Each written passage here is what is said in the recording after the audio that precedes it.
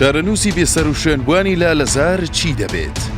ئەو ڕێگانەدان و زانیاری پێنەدانە بە کەسوکاریان و بەدەستەی مافی مرۆڤ گومان هەڵدەگرێت و ئەوەمان پێدەڵێت. ئەو کەسانە ئەشکەنجە درابن و توندوتیژی لەگەڵیان بەکارهات بێت لە کاتی دان پێدانان بۆیە نانەوێت کەس بیان بینێت. ئەمە نوێترین پەیامی دەستەی سربەخۆی مافی مرۆڤە لەبارەی دەستگیرکراوان و بێسەر و شوێنبوانی شەڕەکەی لالەزارەوە.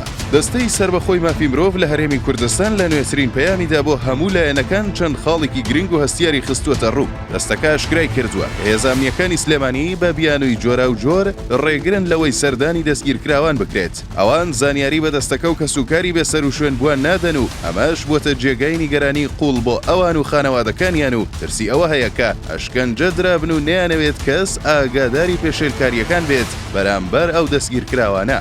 لالایەکی دیکەوە دەستەکە ئاماژەی بەوەش کردووە کە کەسانێک لە ڕووداوی لالەزار کوژراون بەڵام دەستگامنیەکان ئامادەنین زانیاری بدەن و بڵاوی بکەنەوە. ئەوەش دیسان گومان دەخاتە سەر شێوازی کوشتنیان و دیار نەمانیان. هەروەها سەرەڕای تێپەڕبوونی 15 ڕۆژ لە شەڕەکەی لالەزار بەڵام تاوەکو ئێستاش هێزانیەکان بەردەوامن لە دەستگیرکردنیان دامانی بەرەیگەل و ڕەشەکردن لێیان و دەست بە سەرداگرتنی مڵک و ماڵی لاهور شێخ جەنگی و کەسانی نزیک لە ئەو بە شێوەی هەڕەمەکی تەنانەت بە کەناڵی زوومیشەوە.